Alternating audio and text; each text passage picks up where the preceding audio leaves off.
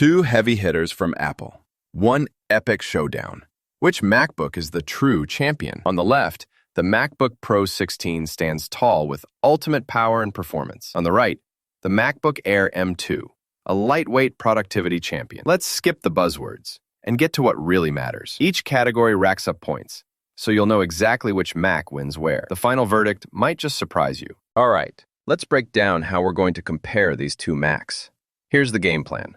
We're looking at price, performance, battery life, display, portability, connectivity, who they're actually built for, the target user, and of course, how well they keep their cool with thermal design. So yeah, pretty much everything that matters if you're dropping serious cash. Let's talk money first. Price. Okay, so the MacBook Pro 16, it starts at a jaw-dropping 2,999 euros. You really feel that in your wallet, right? But you do get premium build quality and all that. Plus, if you ever want to resell, Pros usually hold value. Still, pricey is pricey. Now, the MacBook Air M2, that's where the value is at. Coming in at just 1,199 euros to start. That's basically half the price. And honestly, for what you get, it's a steal. Sure, you don't get every bell and whistle, but if value's your thing, it doesn't get much better. So yeah, winner here is definitely the Air M2. If you care about budget, this one isn't even close. All right, moving to performance. The MacBook Pro 16 is a monster. We're talking the latest M4 Pro or M4 Max chips, up to 128 gigabytes RAM, and you can max out to 8 terabytes of storage. Like, what are you even doing on a Mac that needs that? Editing Hollywood films in your kitchen? It's powerful. Maybe even overkill for regular folks, but that's the point. The Air M2, honestly, it's kind of perfect for daily stuff. Emails, documents, web, light creatives. And the fanless design, completely silent. It just does what you want and stays out of the way. Push it too hard, though, you can get a bit of slowdown. But if your heavy work is like 20 Chrome tabs, you're probably fine. So yeah, gotta give props here. MacBook Pro 16 runs away with it on performance. Next up, battery life. The MacBook Pro 16, no joke, can push past 20 hours. Like, run it all day, all night, if you want, and you're still going. It's seriously on another level. You will feel the extra weight, though, if you're hauling it all the time. The Air M2, still very, very solid. You're looking at 15 or more hours. And for something so light, that's actually amazing. Sure, a few hours less than the Pro, but also a couple pounds lighter, so balance, I guess. But overall, Pro 16 wins this one too for being the marathon champ. Oh, and here's something cool.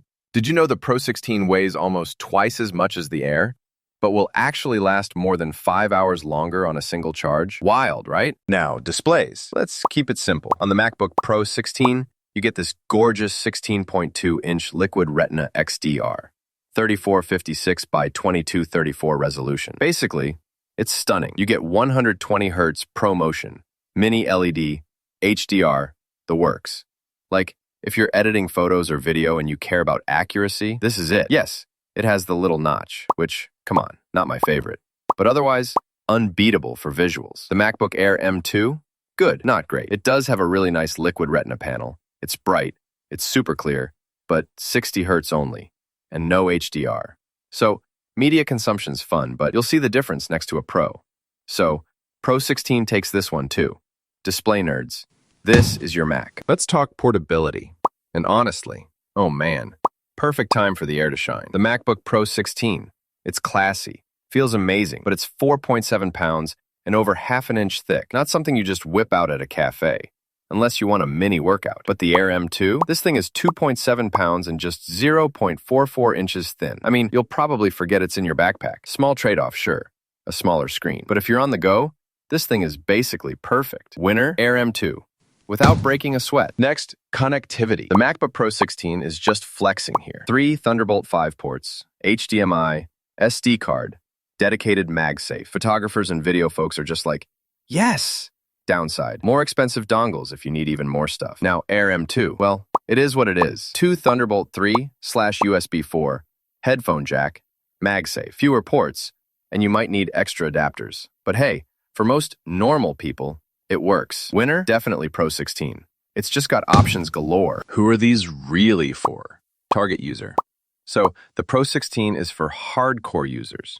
Video folks, 3D artists, software people who just need all the power they can get. It's awesome, but like casual users, it's a little wild, maybe too much. The Air M2? This is for students, pros who live in email and docs, people watching movies, folks making light content. If you don't push it, you seriously get everything you need at a killer price. Honestly, both totally nail their crowd, so can't pick a true winner here. It's a tie. All right, last big piece. Thermal design.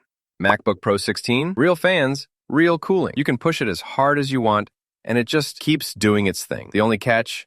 You might actually hear the fans spin up if you really push it, but performance never dips. The Air M2, on the other hand, is absolutely silent because there's no fan at all. It's great for working quietly basically anywhere, but when you hammer it with tough stuff for long stretches, you do get some thermal throttling. So, trade-off. But if you need to keep it cool under pressure, Pro 16 wins again. All right, let's check out where each Mac shines across all these categories visually. You'll see performance, ports, display, Pro's flex. But for price and portability, seriously, the Air just annihilates. You really can't go wrong, as long as you buy for your needs. So here's my honest take. If you live inside Final Cut or Blender, or you just want no compromise performance, MacBook Pro 16 is unbeatable. But for anyone who doesn't need all that horsepower, for students, travelers, or just, normal people, the MacBook Air M2 is such a smart buy. It covers 90% of what most folks ever do, and it does it at half the price and half the weight. Honestly, that makes it a winner for most people. Still stuck deciding between power or portability? Just remember, think about what you actually need for your day, not what you wish you were using your Mac